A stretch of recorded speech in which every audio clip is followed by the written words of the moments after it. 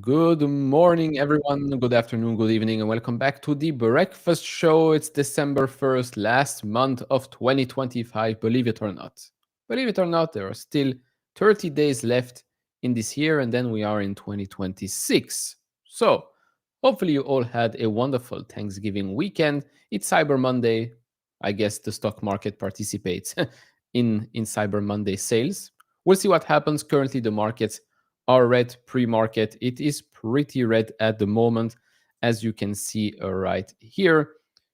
Red across the board. On Friday, we did close out green across the board, minus Nvidia, Oracle, Eli Lilly, I would say, as the big names that were red. But right now, pre-market, it is red across the board. It is a little Black Friday, Cyber Monday sale going on for the stock market. So, in today's episode, we do have some things to talk about. We have, of course, the upcoming FOMC meeting in 9 days and 5 hours, the current probability currently that we are going to get another 25 basis point cut sits now at 87.6%. A month ago, that was 63%, and at one point it was, well, at 30 or even below 30% or so. We, of course, have more than that this week. This week, we do have finally, some economic data. So today, ISM manufacturing PMI, if it already got released or if it's getting released throughout the stream, do write it down in the chat, and then we'll see. We'll look at the numbers, basically. Then on Wednesday, we do have ADP non-farm payrolls and ISM services PMI. That's Wednesday. On Thursday, jobless claims. And Friday, core PC inflation and consumer sentiment. So a pretty exciting week, I would say. Pretty exciting week. We do also have some news with regards to Google, Amazon, more specifically Google Cloud and AWS, and a strategic partnership between Nvidia and Synopsys. So a lot to talk about. A lot to talk about before the market open. There is already a poll ongoing. Do we close out red, green, or flat?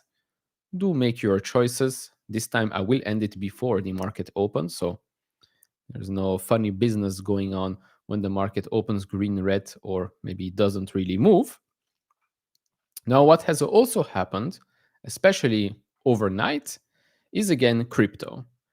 Crypto crashed, went down quite quickly.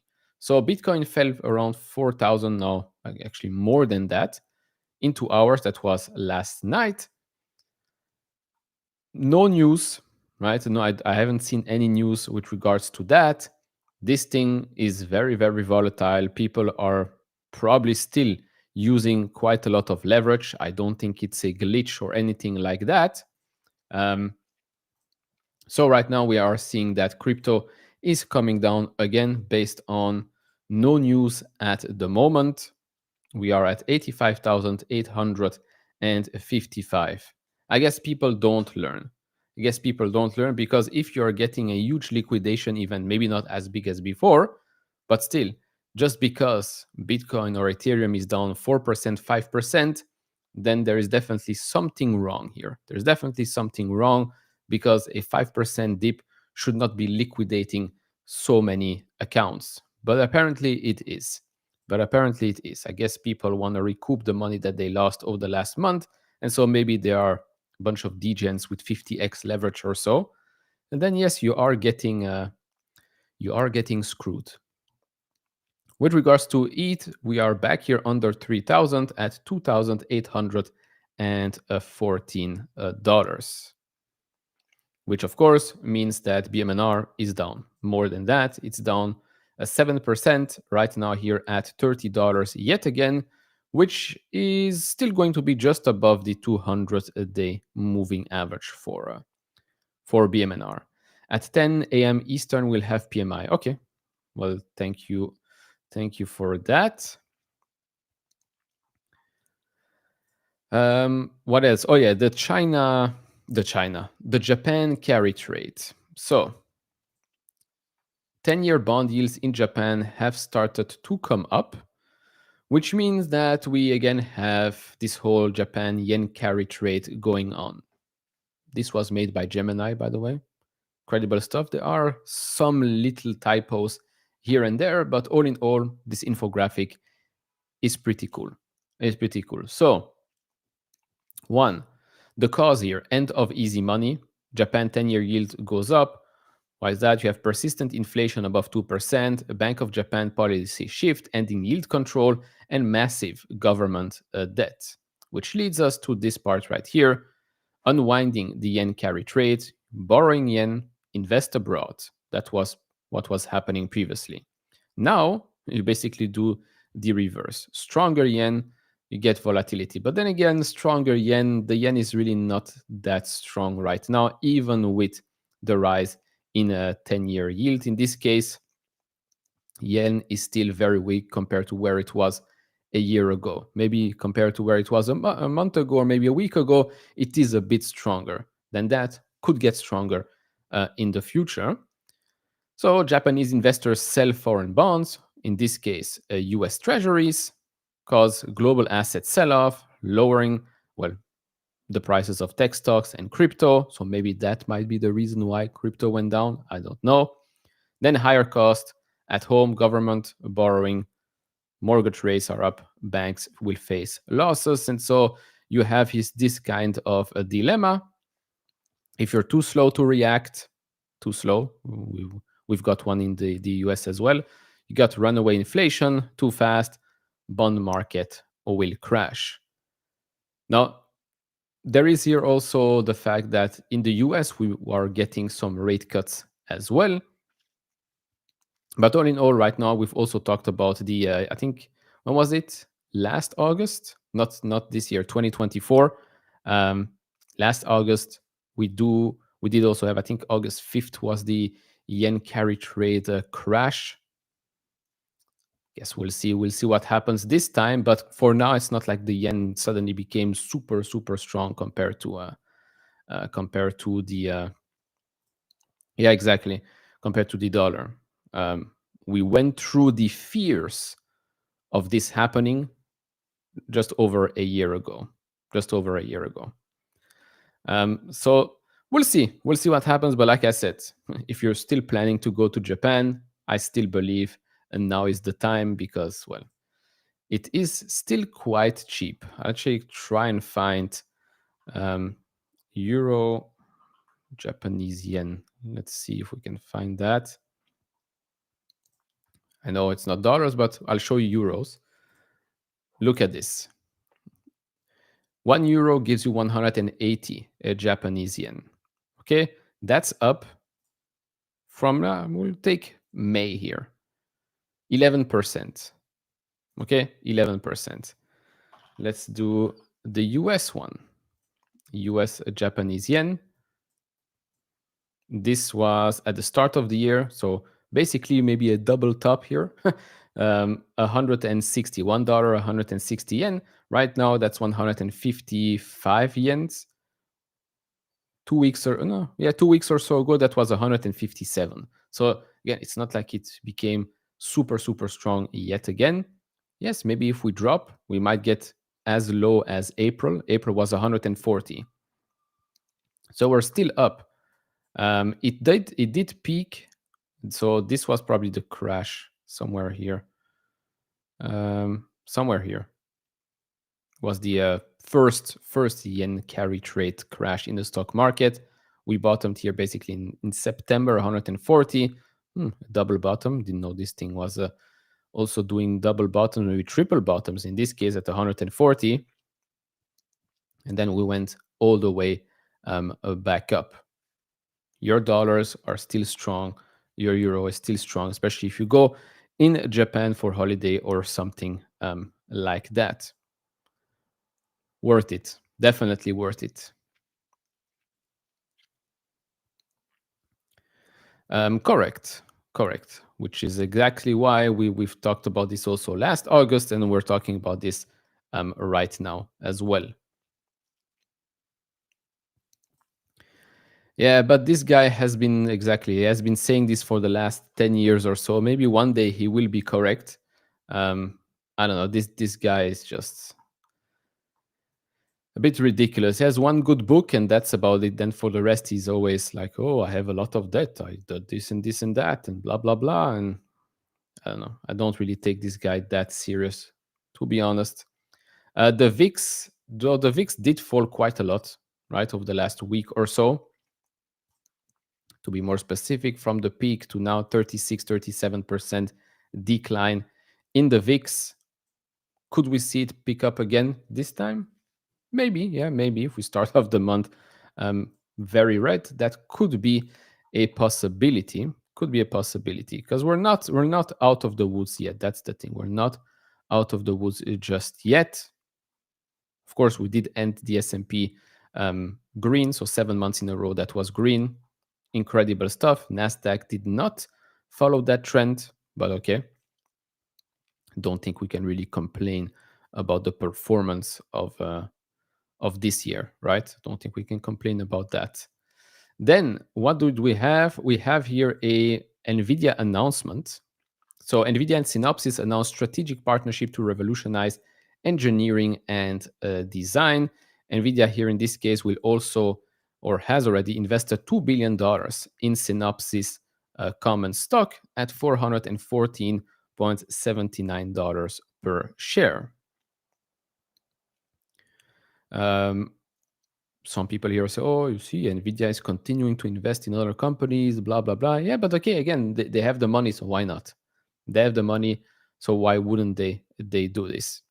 This expanded partnership will integrate the strength of Nvidia's AI and accelerated computing with Synopsys' market-leading engineering solutions to deliver capabilities enabling R&D teams to design, simulate, and verify intelligent products with greater precision, speed, and at a lower cost. The joint development is going to enable future of engineering and accelerate computing through all of these initiatives right here. Synopsys is up on the news. How much we'll have to see right now. Nvidia is obviously down, but I don't think that's because of this news. Synopsys is up a little bit, yeah. Pre-market, it's up 6-7% or so on the news right now. So Nvidia is already making money on that $2 billion investment because they paid $414 per share. Right now, Synopsys is trading at $448 per share. Moving on, Moving on, we have here Google Cloud and AWS. AWS, Amazon, they have their reInvent event going on right now. So expect a lot of announcements to be being made over the next couple of hours. So today they announced a significant collaboration with AWS to offer a managed, private, and secure on-demand solution for cross-cloud connectivity. In short, this will reduce the cost and effort of connecting two of the largest public clouds out there, making it easier, faster, and more reliable for businesses to truly operate a unified infrastructure across both of these clouds.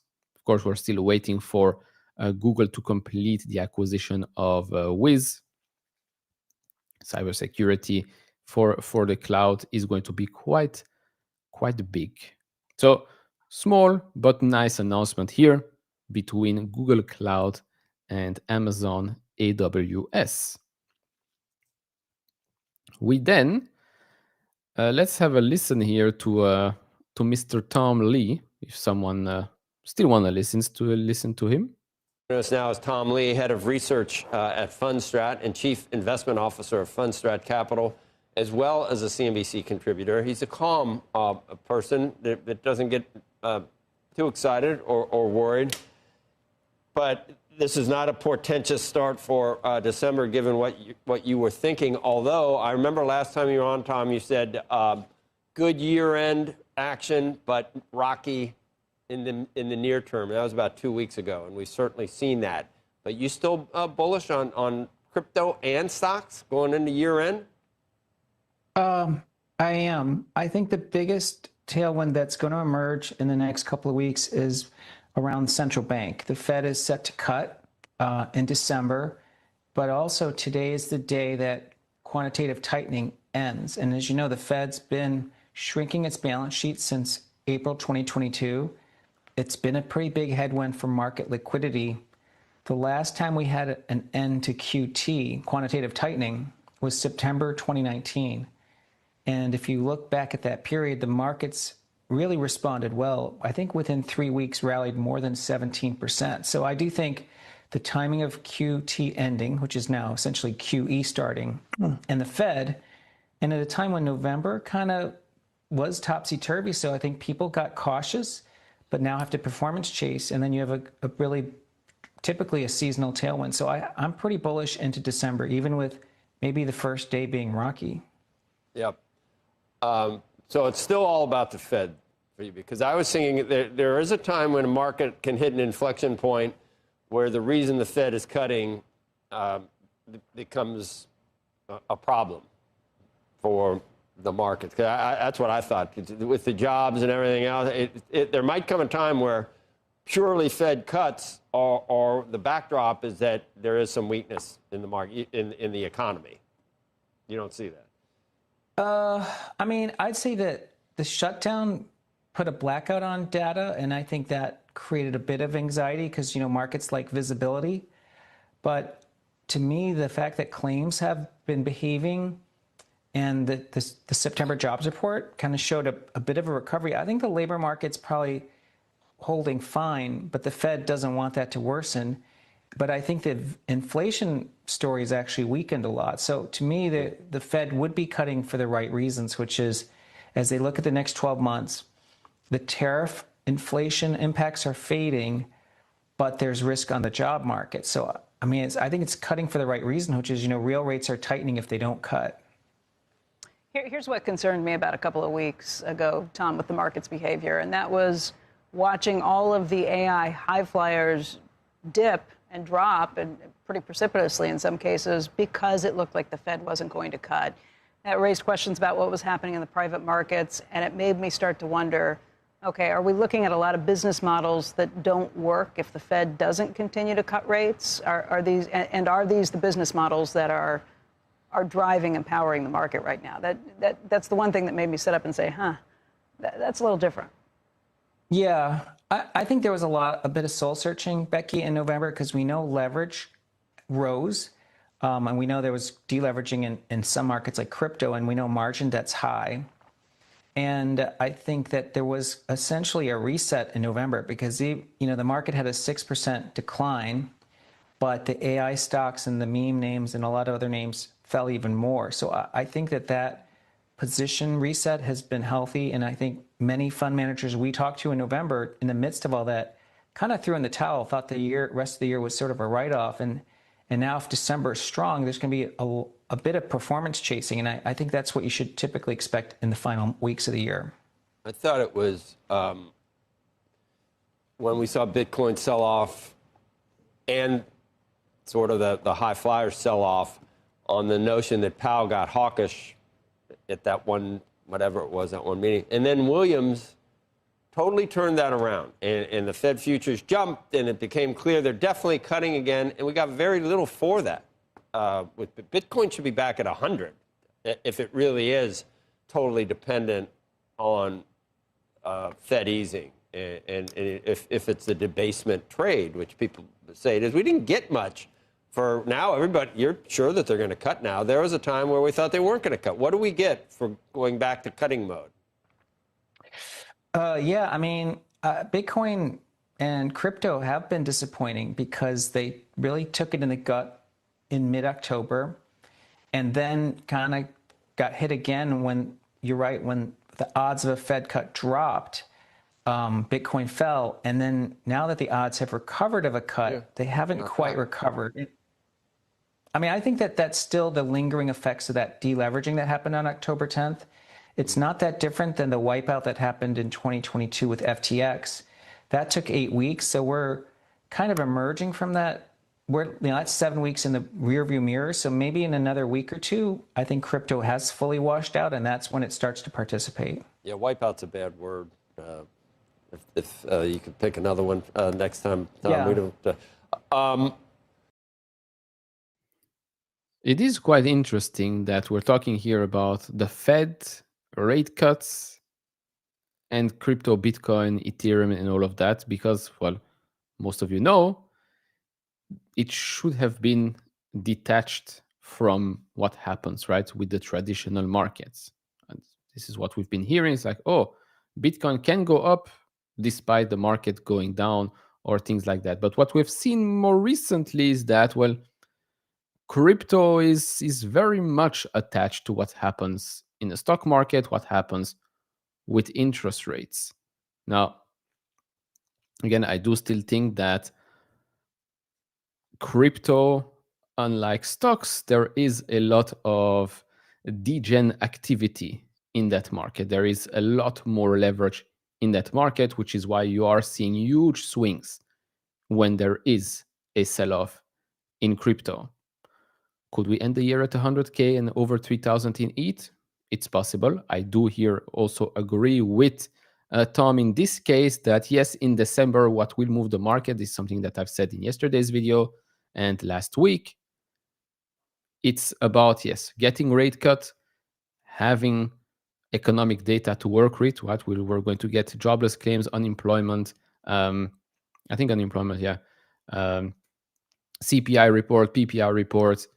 So we're going to get actual data to see, okay, where are we going here in 2026? We're also going to get probably the name of the new Fed chair, which will come in, I believe, May 2026. So unfortunately, it's going to be less about, oh, company performs well, stock will go up. It's more about now economic policy. Is it going the right direction? Are we getting inflation under control? Is unemployment not going up that fast?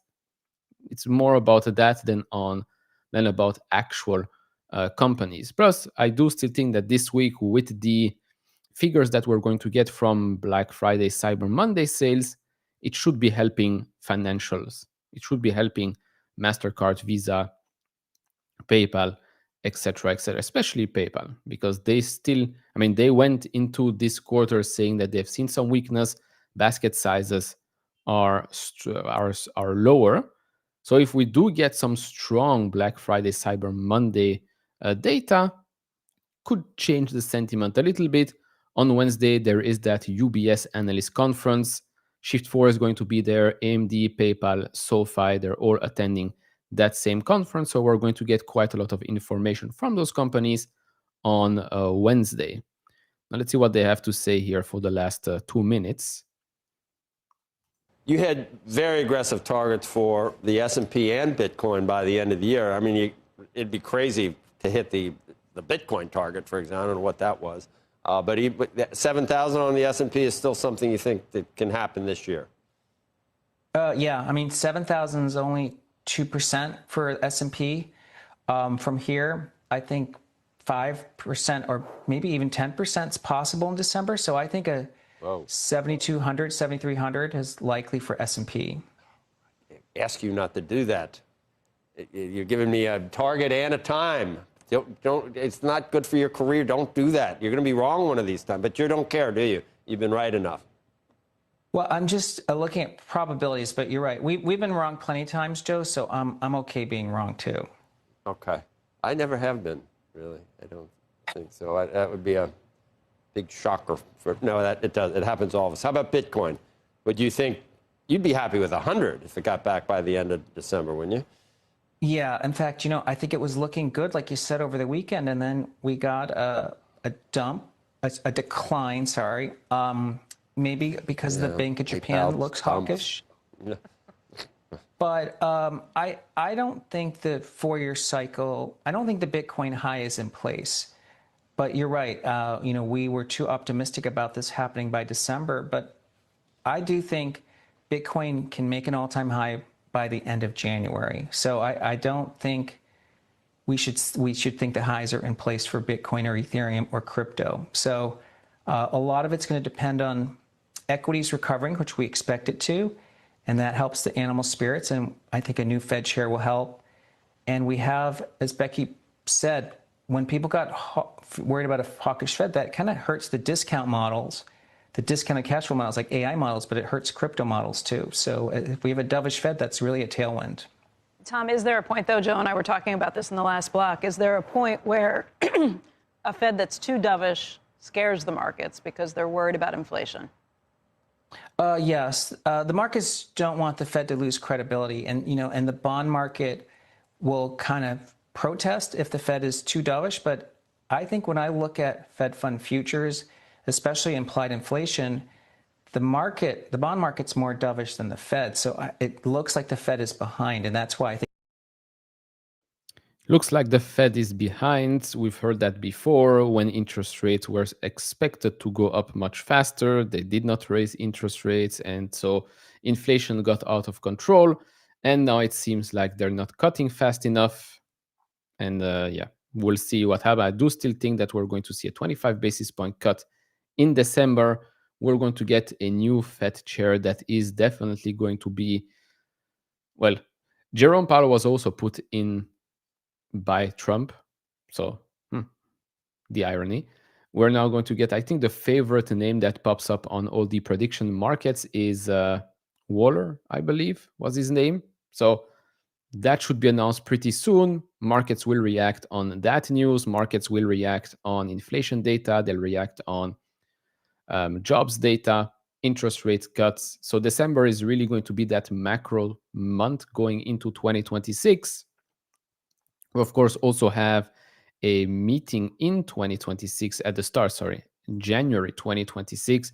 More specifically, right now, it seems like we are going to not get a cut in January. We're going to get a cut in December, not in January. There is just a 23.2% chance that we're getting a cut in January. Now, of course, these odds, these probabilities will definitely change if we do not get a cut in December, right? This is what we've seen before. When the December cut was at 27, 30% or so chance of happening, a cut in January was almost a certainty. Now that December sits at, what did you say? 87.4%. Well, in January, seems like we're not getting a cut right now. So Kevin Hassett. Kevin Hassett. So not Waller. Kevin Hassett. Okay, thank you for the correction. Thank you for the correction.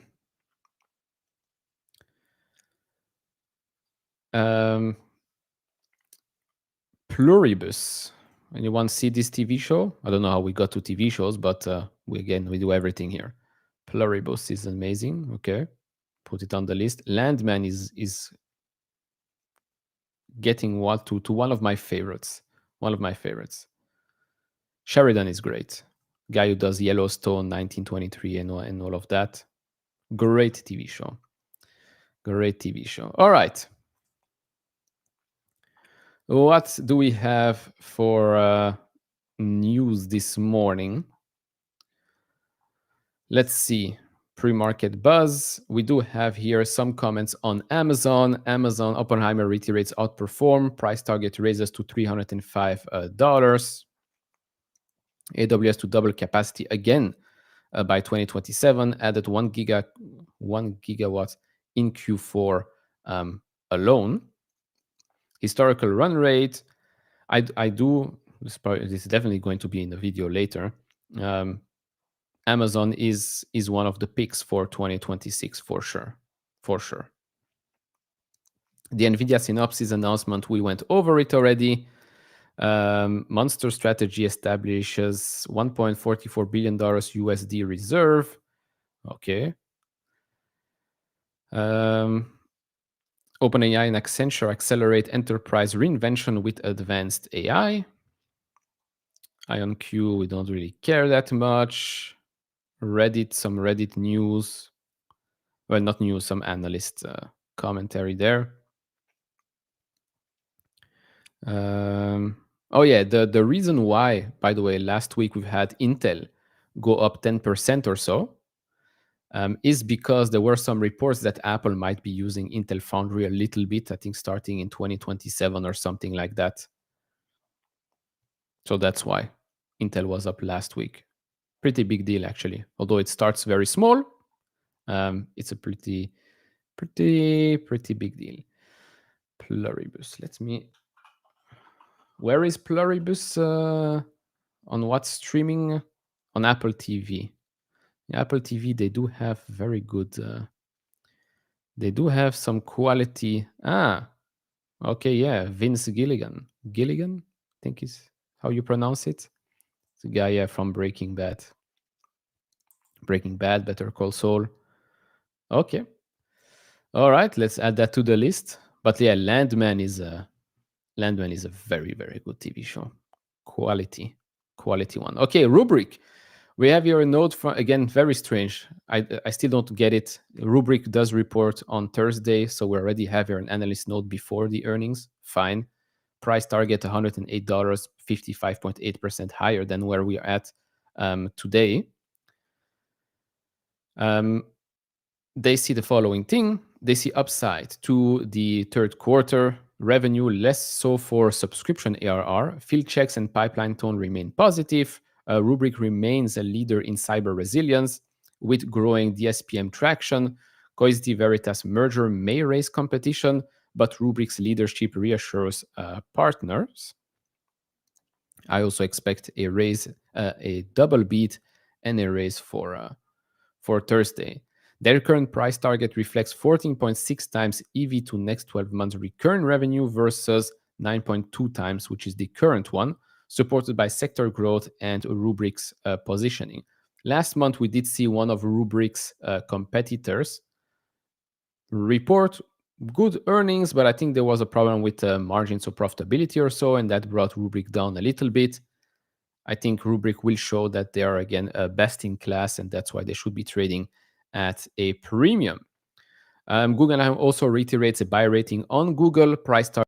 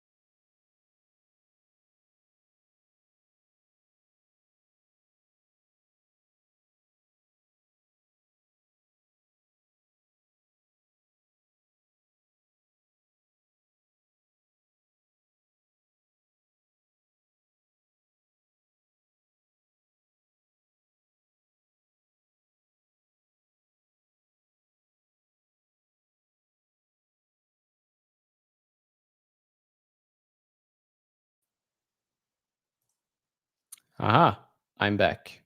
I think I am back. Okay, great. I am back. Yeah, I just had to check out the TV show. Had to check out the TV show to see if it's really good or not. This streaming platform. Because I can write comments and my internet works. It's just the streaming connection that did not work. Or well, it did work, but I think it's connecting to different servers every time for some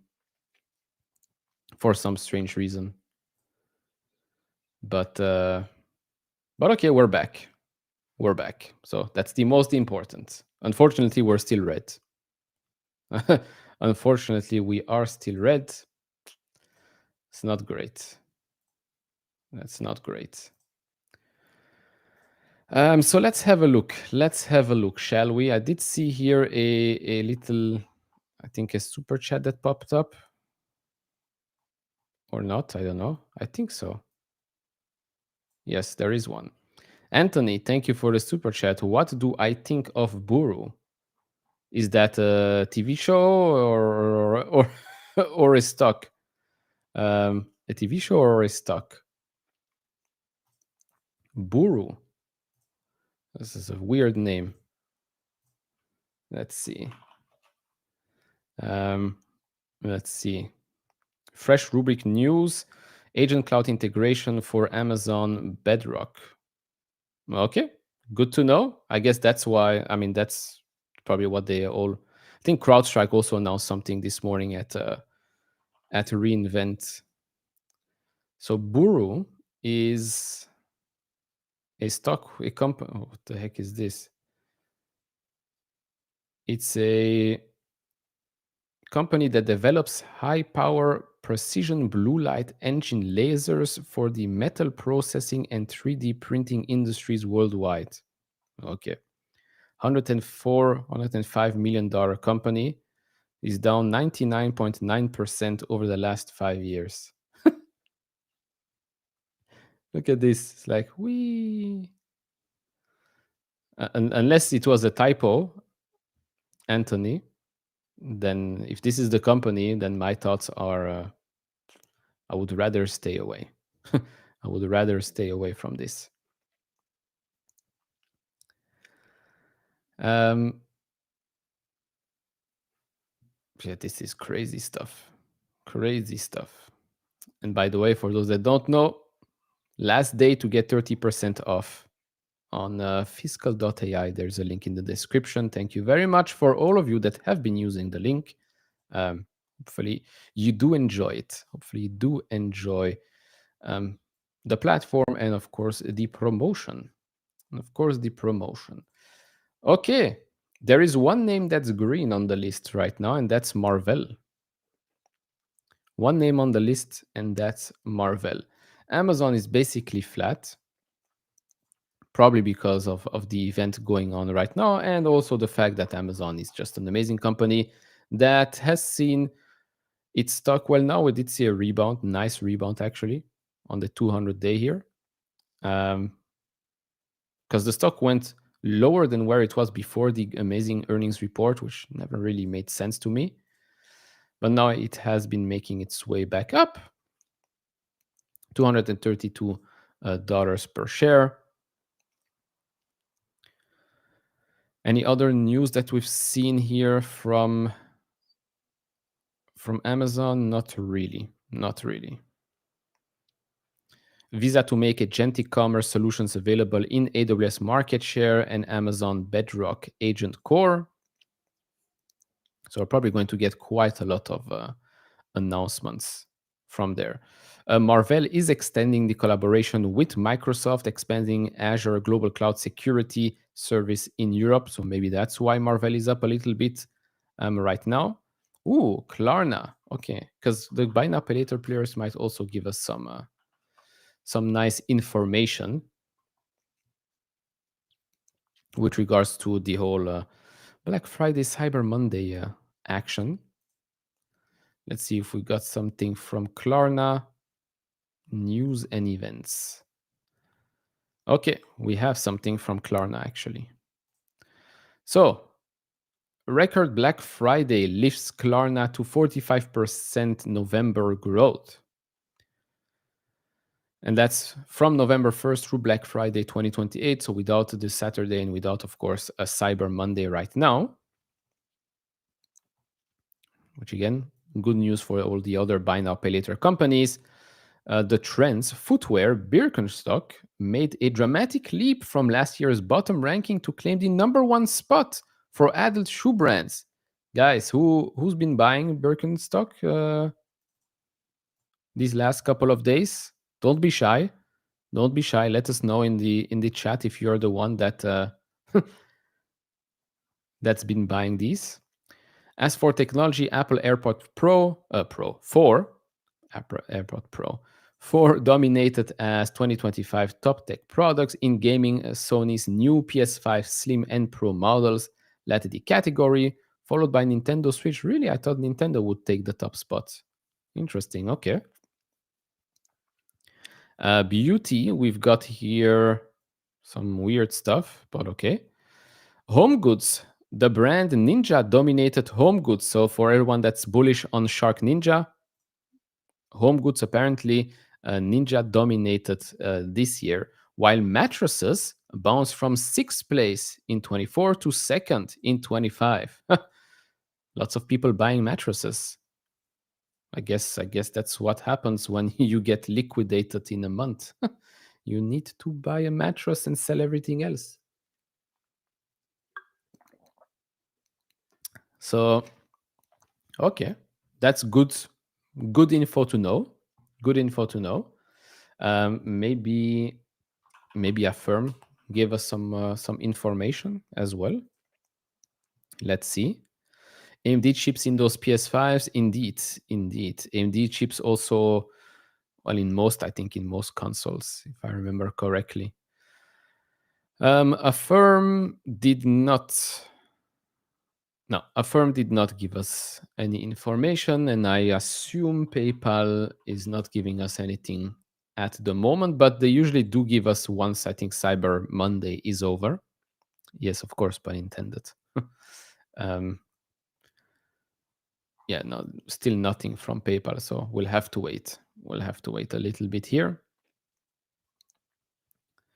It seems like if we go back to the Adobe, where is it?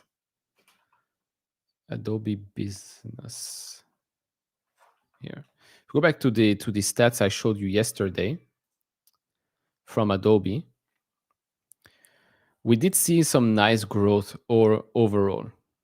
Right? If we look at the total season spent right now for the whole of November, up 7.2% year over year. Mobile spend is up 7.1%, and buy now, pay later 8.6%.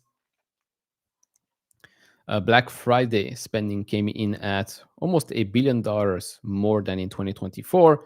On Saturday, we are at $5.8 billion, and on Sunday, $6 billion. We'll see what happens on Cyber Monday. Last year, that number set at $13.3 billion. The categories, the discounts, of course, increased quite drastically over the last couple of days. Mobile spend is 52.6%, and buy now, pay later last year was $18.2 billion, and now we're sitting, well, the forecast is at $20.2 billion. So it does look like we should be getting some good, even Shopify, MasterCard, Salesforce, they all gave us some positive data. So it seems like consumer spending, well, the consumer was definitely waiting to see a lot of discounts, which makes sense.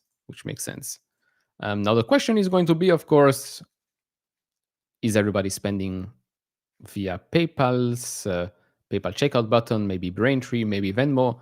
Again, this is something that we'll have to wait probably a day or two. We're definitely going to get some information from Jamie Miller on Wednesday. Hopefully she does sound a little bit happier than usual, but you never know.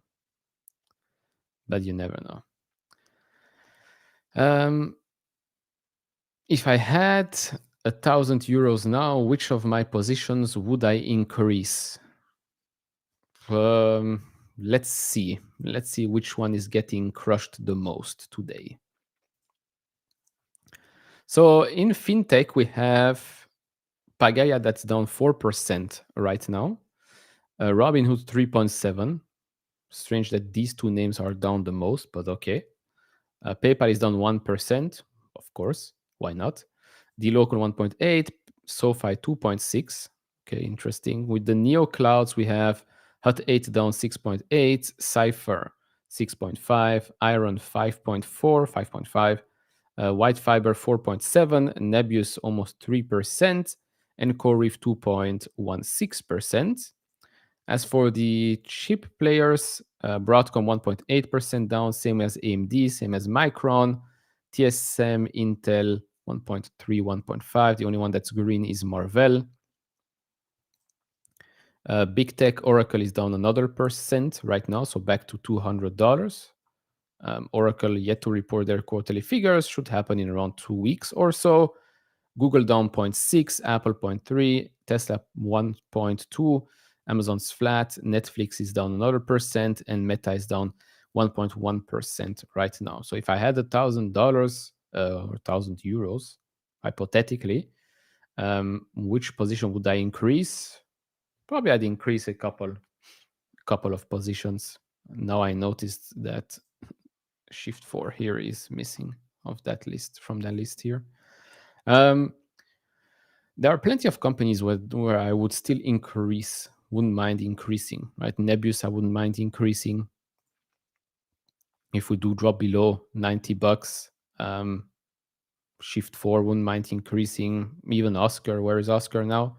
Back here, 17.2. That's one as well. Like I said yesterday, there are plenty of companies where I still would like to add and to accumulate more shares over time, over the next couple of weeks. And if we do get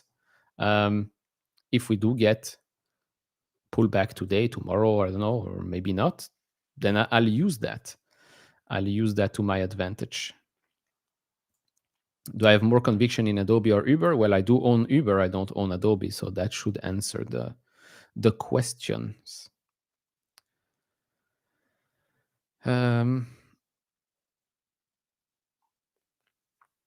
Let's see. Don't forget to cover. Yes, UiPath is reporting. No, you still have time. UiPath is reporting Wednesday, so we'll do it closer to that.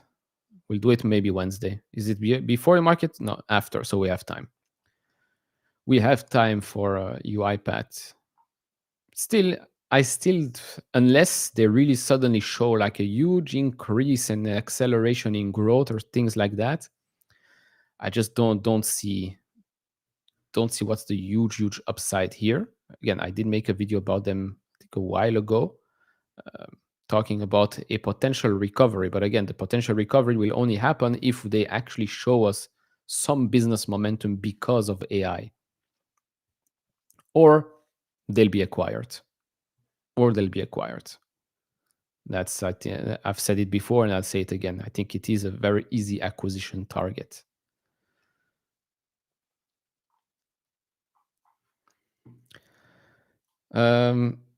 Let's see some names here. SoFi. Again, I think someone mentioned this in the chat as well before. Stocks are down, so we're basically back to prices not seen since last week, right? Some of them basically back to Friday prices.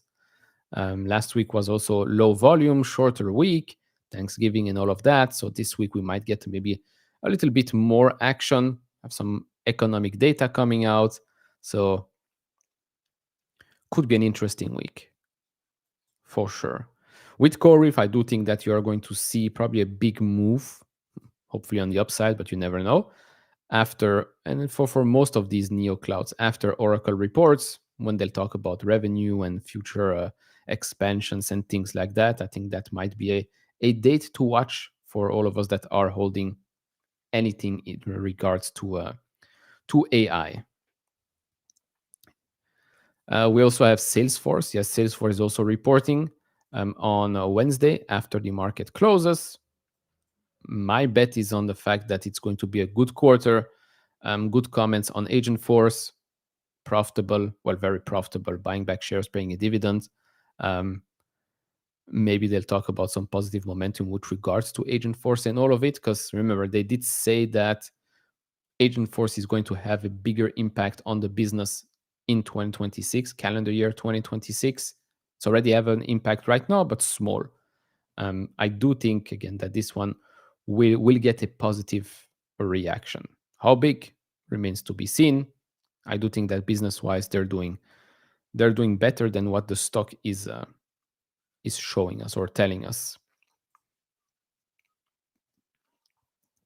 Uber did close last Friday just above the 200-day. Now it sits literally on the 200-day before the market opens. Melli is still around $2,060, $2,060 or so. Still one of the best companies out there. Very expensive stock for those that don't have fractional shares, or for those that would like to buy options. It is going to be quite expensive. And yeah, last week Intel here was up 10% on Friday, basically because Apple may use Intel's 18A process for future M series chips in devices like iPads and MacBook Airs, with production expected by 2027. But again, it is a very, very small part. For now, if it works out, could see Apple use Intel more and more. A year from now, which is higher, Adobe or PayPal? Well, I think both will be higher. I do think that PayPal should be much higher. Much, much higher. Yeah, because right now we're back at under $62, which is where we were last Wednesday, because we didn't have Thursday last week. Robinhood, for those that did add here in the low 100s, was a very good play. I think Robinhood, and I said it before, I think Robinhood can go much, much higher over the next coming years. You might not like what they're doing, right, with the whole gambling prediction market mixed with stocks, but they are going to be making quite a lot of money. Billions of dollars in the future.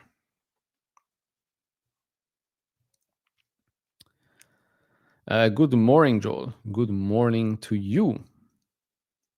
Let's see if crypto moved over the last couple of minutes. We have 6 minutes left. 6 minutes left before the open. Yeah, a little bit. Let's see, the 1 hour. Little bit of buying, but not much.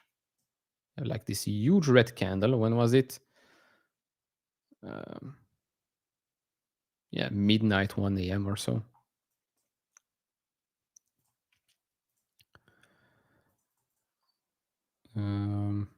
Shift 4. Whoa, what happened here? Much better. Much better. Shift 4 tried to go above the 50-day last week. That didn't hold.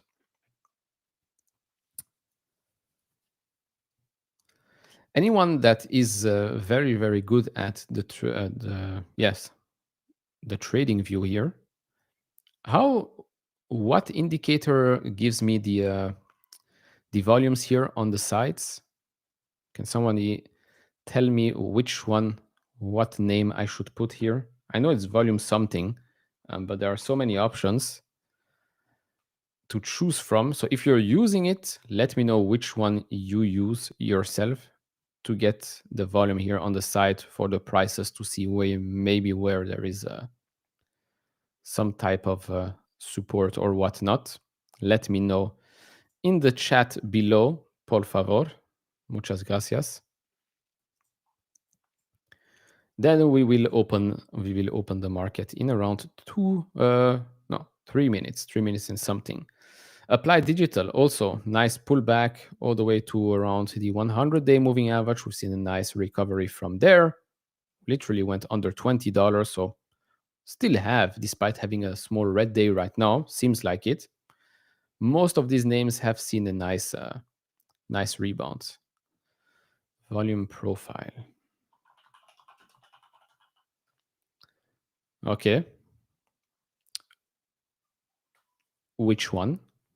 Because again, I think I've seen this before, but it's like there's this guy that made it.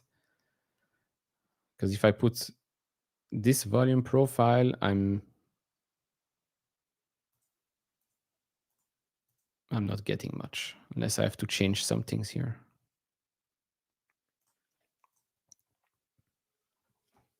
Let's see.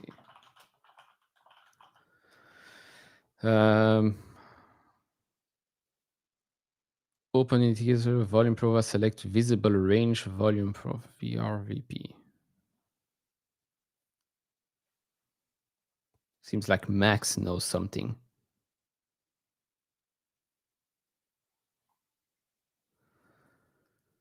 Select.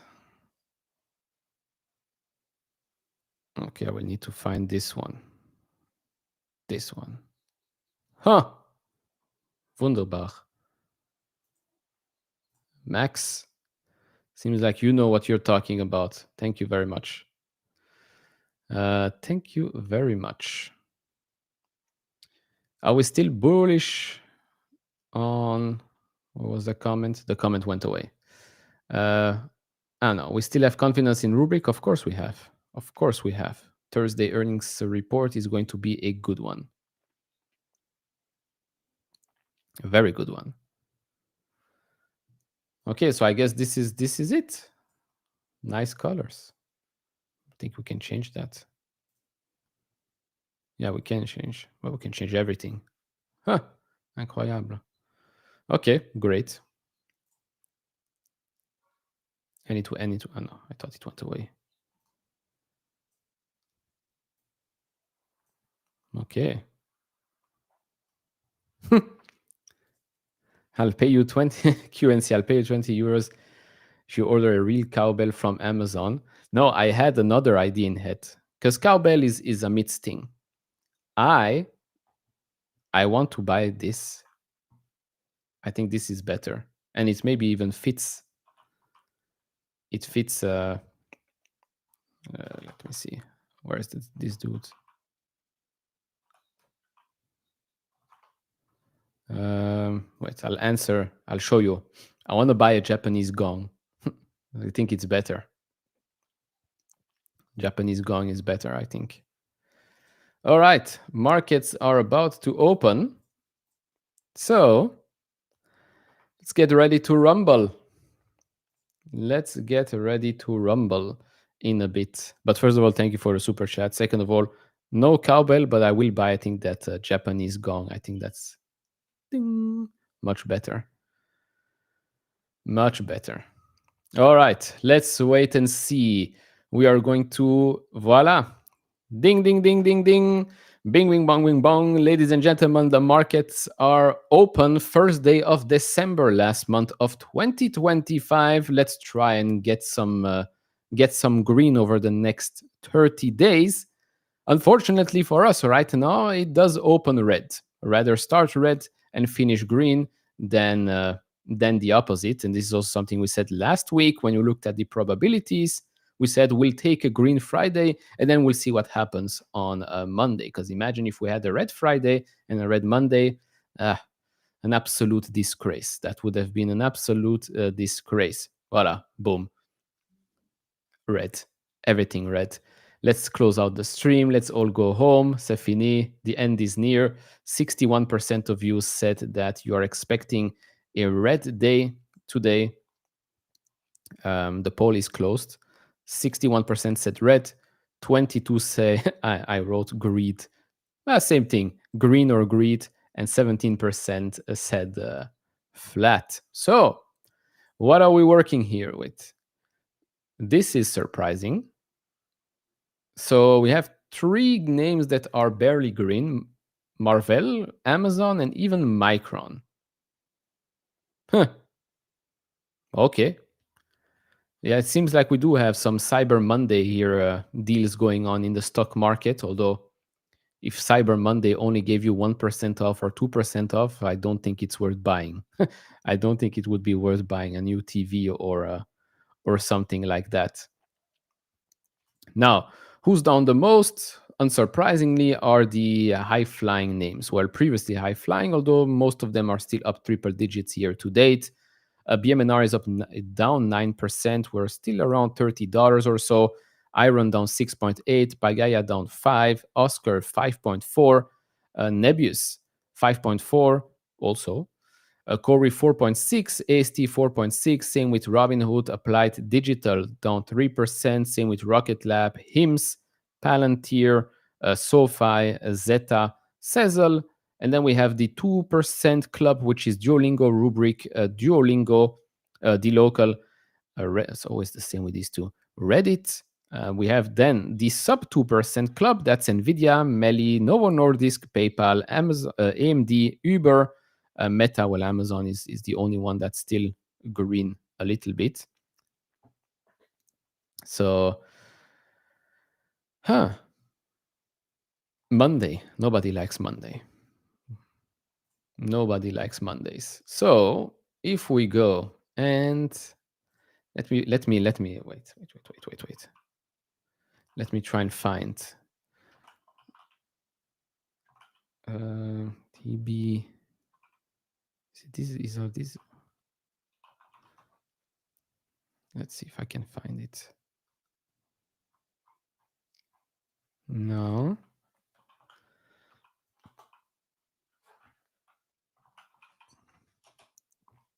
Wait. I think I found it. Finally. Whew. Okay, so this is probably what I will order. I think this is better. Right, we open up the market with like a nice little ding, ding, ding, ding, ding. I think it's going to be a good one.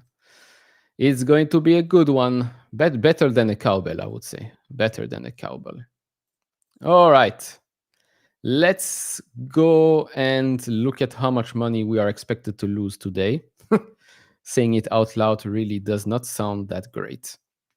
But Chime is up 4.64%. I do think that I've seen some positive news. Some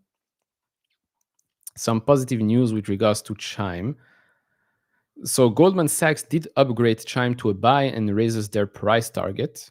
Okay. Set the price target. They went from neutral to buy. They set the price target at $27, which is 25% upside from here, something like that. Now the stock is at 22 points. Okay, maybe a little bit less now. So Chime, back to prices. Yeah, back to prices since September. Okay. New is still very, very much close to the all-time highs. Okay. Wait, now I have to understand the difference between those two colors. Now I have to understand the difference between those two colors. Chat, help me out here. Okay, so up volume, down volume. Maybe this. Maybe should be like a better color here. Value area up. Let's do this one also green. It's not really the best green out there, but should work. Should work, yeah. Okay, new doesn't move. American Express doesn't move that much either. Surprisingly enough, Shift 4 doesn't move at all. It's flat. MasterCard down 0.8. Same with Visa, two great companies, very, very profitable companies. PayPal is now only down 0.65%. Make blue green, I think. Yeah. Okay, blue green is good. Red bad, green good. Red bad, green good. Okay.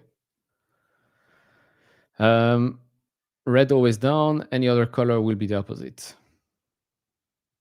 But it is the same color, no? Well, almost the same. It's another green here for the candle. Agreed. It's another green. Okay, let's try and change that.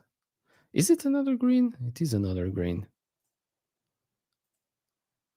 It's this green, maybe? Should be fine. Should be fine. What is this? OCD Club Monday? Okay. PayPal is down 0.5%. The local, 1.5%. SoFi, 1% was down more than that. So a little rebound at the moment. This is going to be a really cool thing to work with afterwards. Still need to learn some things about that. Block is down 2.2, Sezzle 2.8. So last week's nice rebound did not really hold up much, but we are still here at $60 or so. Robinhood is down 4%, Dave 4.7%, Pagaya 3.2%, and Bull is still here under, close to $9, but just under it, also down 4%. NeoClouds, White Fiber is at 20.5, down 4.4%. CoreWeave down 3.6, Hut 8 3.3, Nebius 3.3 here as well. So we did go, close to that 100 days, so just under 90. Sucks to be live when this happens.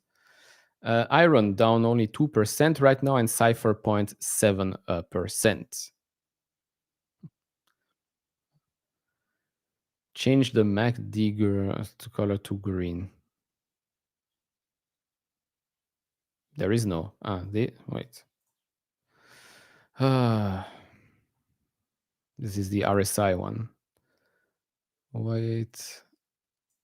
No, I like the colors here below. These are moving averages here on the chart. The RSI will stay this color. Although I do think, maybe this should not be purple because this is purple. But okay, fine. This is going to be for another day. We are crazy here today. Chip stocks. We have Broadcom down 2.8%, AMD okay. Marvell is still up 1.1%, ASML is basically flat, Nvidia is down 0.5%, Micron almost 1% now, down, it was green. AMD also same thing right here, almost down 1%. Applied Material, same. TSM down 1%, same from Lam Research. CLAC and Qualcomm are down 1.3%, and Intel is down 2.1%. Broadcom 3%. PayPal was green? No, PayPal was not green. PayPal is red. It's just a green candle because it was down more before. So we are seeing a little bit of buying action. Oracle is back under $200, down 2.3%. Meta is down 1.3%. Google 1%. Netflix 0.5%. Same with Tesla, and Apple is down 0.3%. Amazon is up 0.6%. That's about it. Let's have a look at Affirm real quick. Although I do think that Affirm and Klarna can go into the fintech list. Let's put both of them there. Klarna is down 3.8% despite the nice increase in volume that we've seen, and Affirm is still here at $70. Okay. Celsius. Let's see. Celsius is green, is up 1%. Is up 1% at $41.4 at the moment. It was oversold last week. That was oversold last week. So let's have a look at the other names here. BMNR sits at $30, literally on the 200-day moving average right here. There is this big ass volume bar here at around, what is it, $50 or so. $53. Baba is green. Okay, is it? Yes, it is. Yes, it is. Alibaba is back above $160, although it is holding. Well, it was a little bit higher, but fine. About that, don't think we can complain. I don't think we can complain here. $160 for Alibaba. Okay, we got a little bit more green happening right now, although think I'll put $1 on the fact that maybe an hour from now they're all going to be red again. So Adobe is green. Adobe is green. Salesforce is green. Shift4 is now green as well. And Nu is green. Huh. Would you look at that? Would you look at that?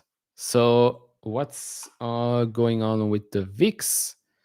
The VIX is up 8.2. Is it now? Yeah, 8.2% at the moment. Sits at 17.7. That's the VIX for you right now. Oscar here is quite interesting. Oscar is quite interesting. Shop down bad. Shop down bad. Shop is down 3.6%. Why don't I have Shopify on this list, actually? Voila. Now it is on the list.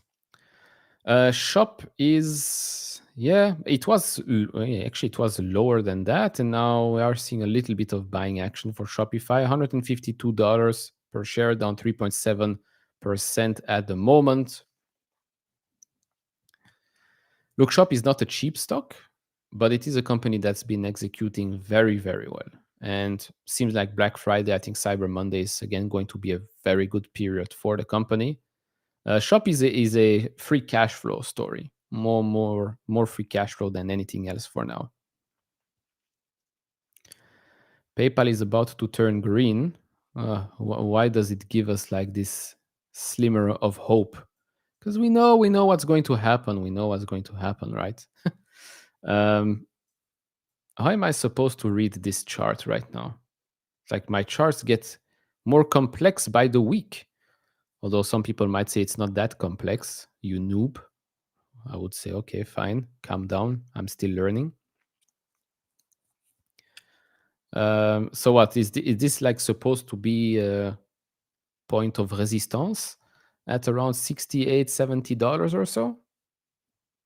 Or how are we, Max? You know this stuff. How am I supposed to read this chart right now?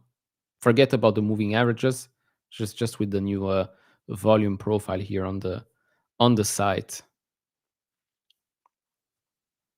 How am I supposed to read this?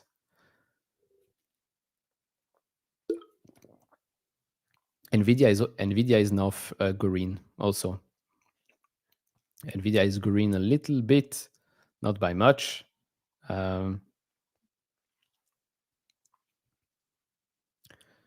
No, I never do swing trading. I never do day trading either. So that's why you've never seen so many things here on these charts. I usually just like to look at the business, and that's about it.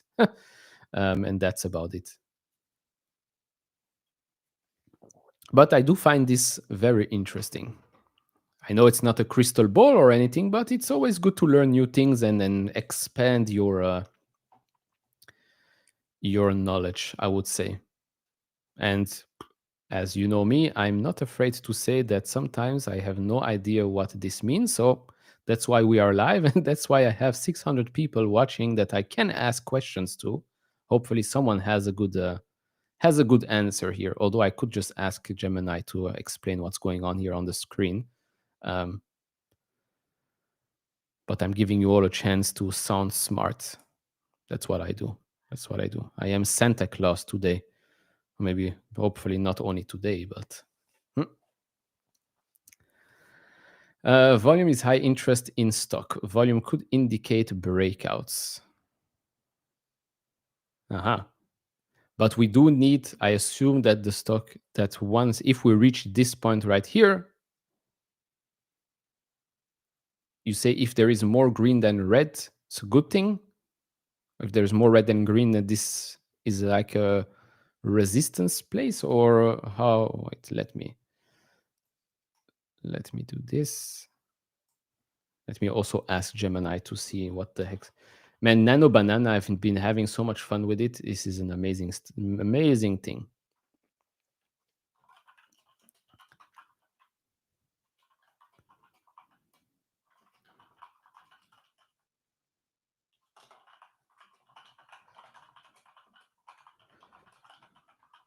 Okay. Also reversal, of course. PayPal just very hard for that green color. Yeah. PayPal is getting there slowly but surely, but then it's like, yeah, green. Nope. We're not going to give you green. Novo Nordisk is green, almost back at $50. So from the lows, 41 or so. Volume doesn't say anything about up or down, only how hard the moves are. So the moves, yeah, I mean, I'm not that surprised that between, what is it, 66, 65, and 70, this is what we're getting. Because, I mean, if you see what happened before, we've literally been there for, since August. Since August up until the recent drawdown, it's been literally at those prices. Literally at those prices.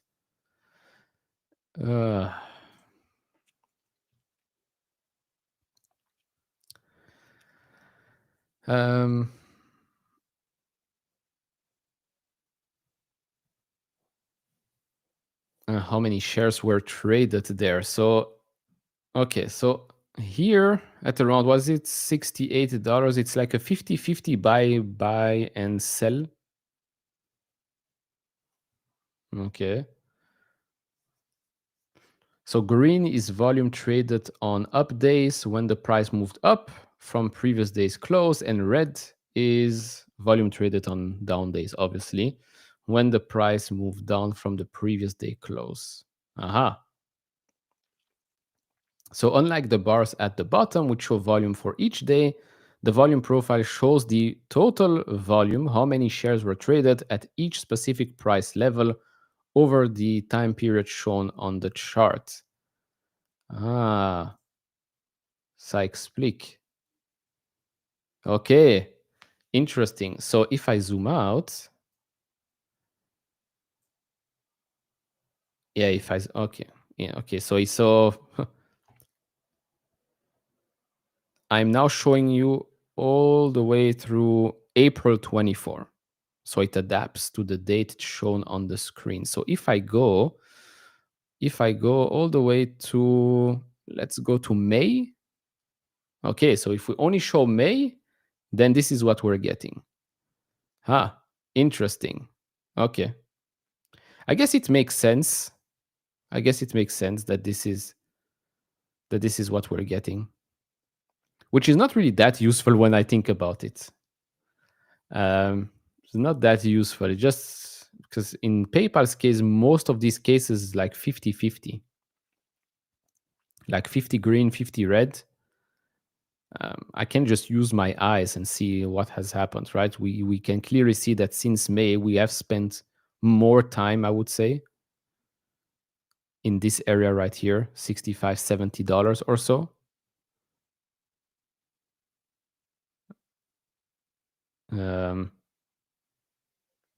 I have Gemini Plus, I think. Yeah, Gemini Plus, which is good enough because it gives you Nano Banana Pro, it gives you Gemini 3 Pro as well. Like the Google AI Pro subscription. I don't see why I need it. Like, it gives you 2 terabytes of total storage, but then again, why would I need 2 terabytes of storage right now? So I have Plus. Yeah. It's good enough. I'll tell you exactly what I get.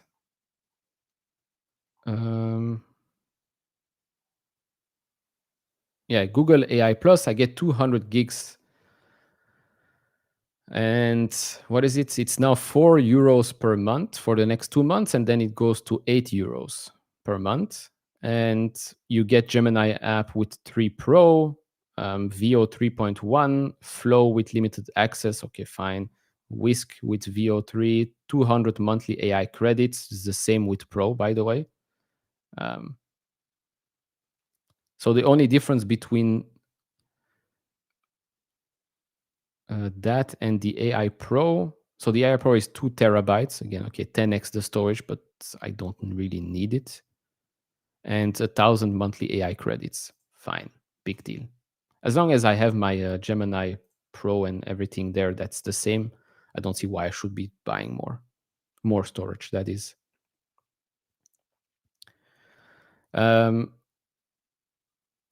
Okay. How do I use Gemini or any other AI tools for trading? Well, I don't do trading, so that's already one answer. How do I use it for investing? Easy summaries. Yeah, I would say easy summaries, especially also on fiscal.ai, previously FinChat. Just click on AI summary and you don't have to read the whole transcript. You can search for things. You can ask questions. Maybe you've missed things and it will search the internet and tell you exactly what has happened. So that's useful. And then, yes, sometimes I do copy paste some charts and see if Gemini can figure out what the heck's going on. Although most of the time, I don't think they can. They just explain what's going on the screen, which is good enough. Which is good. Whoa! Look at this. PayPal is green, ladies and gentlemen, and now it's red. I should have just never said anything. Ridiculous stuff. Should have not like them. It waited until I noticed it was green, and then I was like, haha, screw you, bam, gone. It's oh, bye-bye. Shopping research, yeah, I mean on Gemini as well, because again, it's Google Shopping and all of that. If you're looking for things, it can find it for you. You can, if you are in a new apartment or whatever, you can try it out with like just a default picture, an empty room, and you're like, decorate the room. How would this room look like with this furniture and that furniture? And then like it generates an insane picture. Very cool. But yeah, I would say that the majority of the time it just makes the research faster, I would say. The reading of transcript, maybe if you want to calculate something much faster, you can do it with that as well. You can definitely use this to reply to emails. It is integrated in Google Sheets, Google Docs, and all of that, your Gmail. So it's helpful. And then anyways, I was paying for the storage before, so it was a no-brainer for me. And then you can make some fun pictures and videos with Nano Banana and VO3. Although I would say, I do have to say that and we're back green. Okay, that's good enough for me. Let's move on now before it turns red again. I do have to say that Grok Imagine is also very good with image to video. Very impressed with that. Grok Imagine. Like, it's crazy that Grok Imagine is better than simple Grok, like text Grok. Because sometimes text Grok is like an idiot. An idiot. But for images and videos, very good. Chip stocks, we do have Nvidia that's green, AMD green, ASML is green, and so is Marvell. The thing with all of this Gemini, ChatGPT thing is like sometimes I feel I'm getting dumber by the minute. It's like, why I can't even answer an email by myself anymore. It's like, oh, I have an email. I'm like, ugh, screw this email. Gemini answer for me. Maybe that's why I'm doing some Duolingo every single day, like to keep the brain cells alive. That's the bull case here. Keep brain cells alive. Spend 5 to 10 minutes on Duolingo every single day. Voila, that's the new marketing campaign. Oracle did, okay, a small reversal in Oracle. Very, very small here.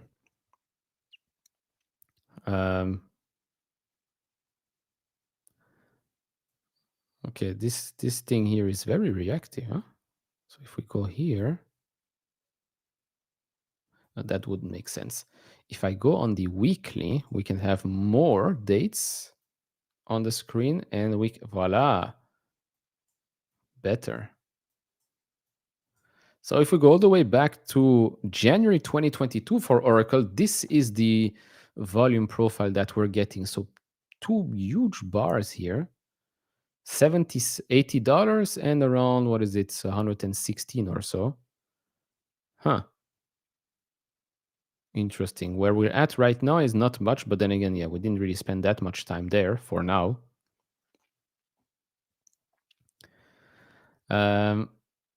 What language am I learning? I do still have some Spanish on Duolingo, but I do just do some simple math stuff every single day. Just try to do every single day under like lessons under a minute or just over a minute, just to see how fast my brain can still function these days. And then I'll try the chess one. What are we looking for PayPal? I am looking for positive commentary on consumer spending from PayPal from Black Friday and Cyber Monday. Probably, yes, some branded, I would say branded experiences comments.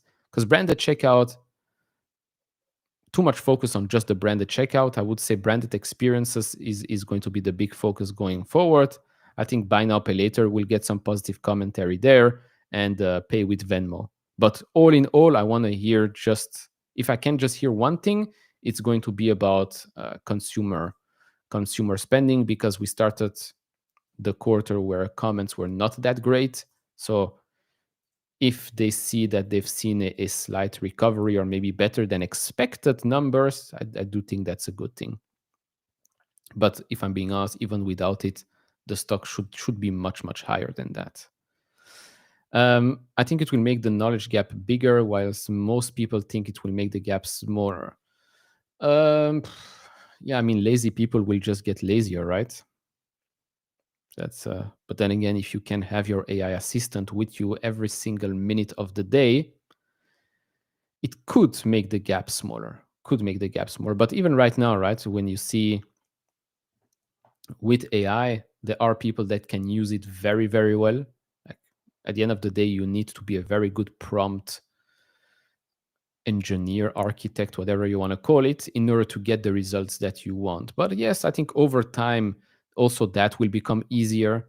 But at the end of the day, humans are humans. If you want to achieve something, don't be lazy and you'll achieve it through some work, of course. And if you think that things should just fall into your lap, then unfortunately, you will be left behind. Unfortunately. Chelsea draw second, no? What do you mean third? No. Yeah, maybe third, no? Yeah, yesterday was a good game. Unfortunately, we did play with 10 for around 60 minutes or so. Which is a shame, because I do think that we would have won that game. Yeah, we're third. 1 point behind Man City now. But okay, we do play Leeds on Wednesday. So for everyone that's on Fantasy Premier League, don't forget to make your teams, because we have midweek games this week. Tomorrow is the deadline. So don't forget that. I've had probably one of my worst weekends ever. 22 points. 22 points. This is all I got for this weekend. It's like Black Friday sale in my FPL team. Absolute destruction. Haaland, who was my captain, did absolutely nothing while City scored 3 goals. That's the worst. Would have loved to get like 4 points from Haaland, but at least City would lose. But no. And Ekitike from Liverpool, of course, he doesn't start. Isaac starts. He scores 1 goal. Then Gakpo scores the other goal. I wanted to put Gakpo. Obviously, didn't do it, because why would I? Idiot me. But yeah. 10-year yield is back above 4%, but barely. PayPal is green. I can go sleep. Time to go relax. I think that's a good conclusion. PSV Liverpool was crazy. Yeah, it was. It was very nice to see as well. Darius, thanks for the super chat. What's my thought on? I've seen that comment before. That ticker, was it charge point? Is it charge point? I think no. Say hush. It is.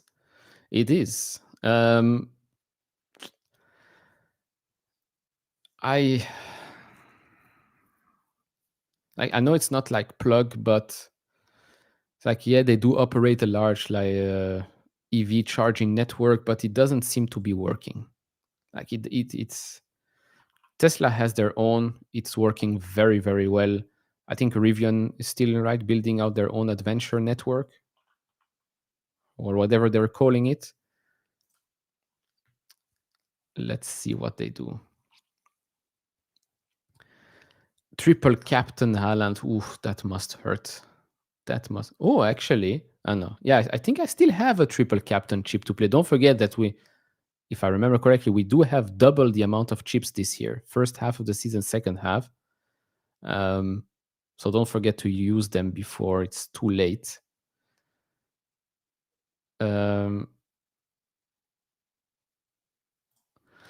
Thoughts on the F1 final, man? This is going to be crazy. Obviously, you know me, I hope Max wins it. But even if he wins the race, he needs Norris to be like fourth or worse. Is it going to happen? It's going to be very difficult. Because, I mean, if Max had a teammate that would help him out, then I would say, okay, it would be possible. But Yuki doesn't do anything. Could Lawson or Hadjar do something for Max? I mean, lap one, full push going into Norris and crash. I think that would be the play. But yeah, I don't know. It's out of his control. That's for sure. I mean, it's been out of his control since he was trailing by over 100 points. But yeah, we'll see. He has to win the race, and then the rest we'll see. The rest we'll see. I do just need to see Yuki in Q3 for qualifying to help Max get P1. But we'll see. Remember, McLaren, they screwed themselves over. And they're screwing Oscar every single week. Oscar still has a chance to win, so he's not going to give Norris any gifts either.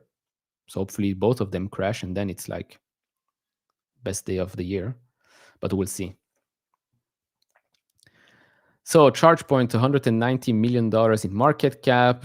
Obviously, over the last 5 years, this thing has been absolutely destroyed. Even year to date, complete destruction. Margin-wise, not great either. Barely any growth. My question would be, why would you want? I assume they are expecting, and not even expected to grow much.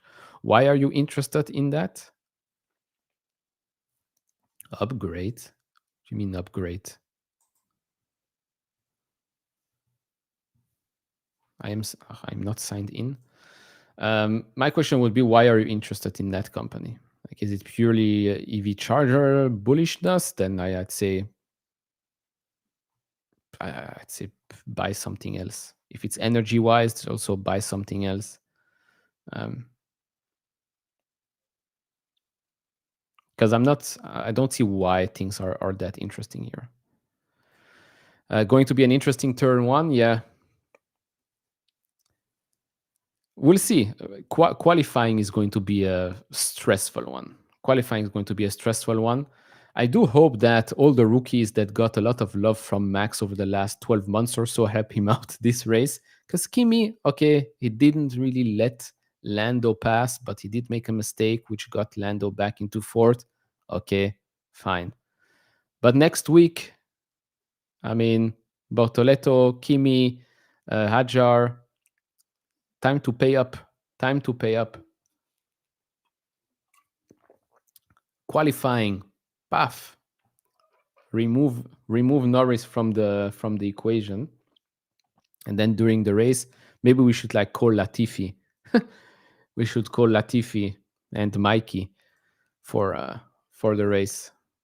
No, but look, it's going to be a very interesting, very, very interesting weekend. If Max wins the race, he would have won, I think, more races this year than the other two, and still not win the championship.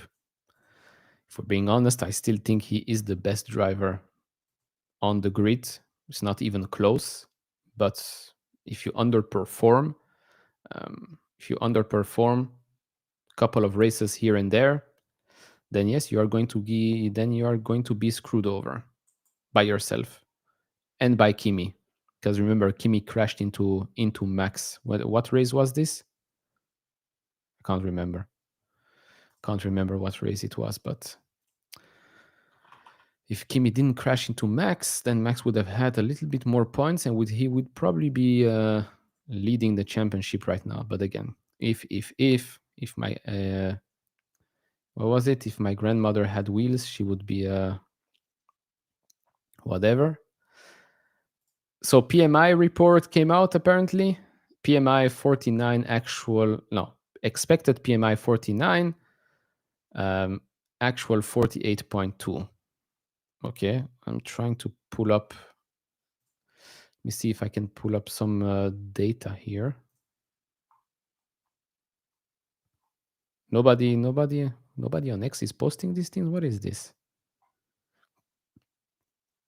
Opt in to receive subscriber email address. What? After a year, I have subscriptions on X. Wow, congratulations. Only took them a year. Incredible stuff. Let's see if we got some data. PMI. People just keep retweeting the same bullshit, but they can't seem to be tweeting what we need. I could just go. Nobody but JP Morgan. Aha, here it is. So ISM manufacturing PMI 48.2, estimated number 49, and the previous one was 48.7. Okay. New orders 47.4, previous one 49.4, employment 44, previously 46.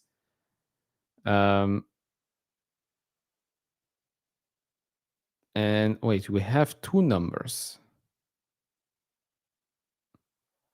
Wait, what's the difference here? You have a US S&P November manufacturing PMI that came in at 52.2, previous one 51.9. Aha. Okay, so you have one here is the ISM one and the other one S&P. Okay. Employment did drop to 44 from 46. New orders, yeah, they did also fall. Apparently anything under 50 signals contraction. Okay, someone's pregnant. Prices paid rose to 58.5 from 58, missing the 59.5 forecast, but still indicating input cost inflation. The divergence shows factories face a difficult setup, falling demand and employment while costs remain elevated.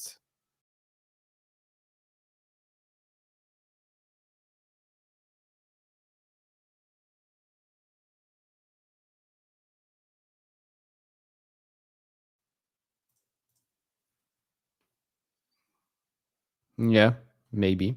I guess so. I think we're anyways going to get an interest rate cut in December. I don't think there is data that came out that would tell us something else. 1v1 chess on Duolingo should be bullish. It's definitely bullish because it has been one of the fastest growing things that they've launched. So should be good. Should be good for them. Wow. Okay, we do have, for those still interested, we do have a new Palantir drop number 6. We have here a crew header, gray, looks nice, $109 though. 100% cotton 3-end brushed fleece. No Cyber Monday promotion here, that's for sure. $109. And then I do like the gray one more. Though. But $109, it is expensive, but it is, I guess, some quality stuff. So whoever is interested, it's probably going to sell out pretty quickly. probably going to be selling out pretty quickly. Okay. That's white to me, but sure. I mean, it's light gray, which could be considered white, but it's light gray. Do I think Nvidia is a multi-bagger in the next 5 years? I mean, to become a multi-bagger at almost $5 trillion, that's quite a lot of value to be added, right? I think there are better. I think there are better multi-baggers out there, easier multi-baggers. I think is better to say. So all in all, that's it. The heat map, a bit better than the open. So 61% of you are going to maybe be wrong, maybe. Although most stocks are still red, we are seeing some buying action. S&P is still red, Nasdaq is still red right now. Same with the Dow Jones. As for fintech names, we do have a green chime shift for new PayPal and Affirm. Wonderful. If it can stay like this, sign me up. CoreWeave is green. I guess it's like opposite. CoreWeave is green, PayPal is green for now. Okay. The rest are still a little bit red. Chips, we have Marvell green, ASML, and Nvidia. AMD is now a bit flat again. All the rest red. Big tech, Google red, Meta, Apple, Oracle flat. Amazon is green, Netflix, and Tesla as well. The biggest loser still is BMNR, down 8.8%. AST down 4.8%. Oscar 4.6%. So we're back above $17. Hood is down 4%. Pagaya is down 3%. Rocket Lab 3.2%. Shop 2.2%. Okay. I think we can end it here. Much better than when we started. So I think an okay start of the week for now. First day of the month, still have 30 days left. There's going to be quite a lot of data coming out this week and over the next couple of weeks. So do expect some volatility. Then towards the end of the month, probably lower volume, Christmas, end of the year, and all of that. So I do expect that over the next 2.5 weeks, that's when the majority of the moves are going to be made. I guess do take advantage of that, right? Good companies are maybe going to see some overreactions, and maybe some bad companies are going to be coming down more and more, which I do think is a good thing.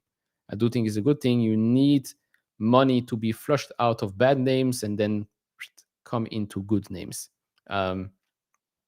So all in all, that's about it. Cyber Monday. If you do see some interesting things, maybe grab them. I don't know, stocks or maybe something on Amazon. Do try and pay with PayPal. Thank you very much. See you all in the next one. There is a video coming out later today. Do check out fiscal.ai if you still haven't. 30% is going away after today. So all in all, thank you all for joining. Have a great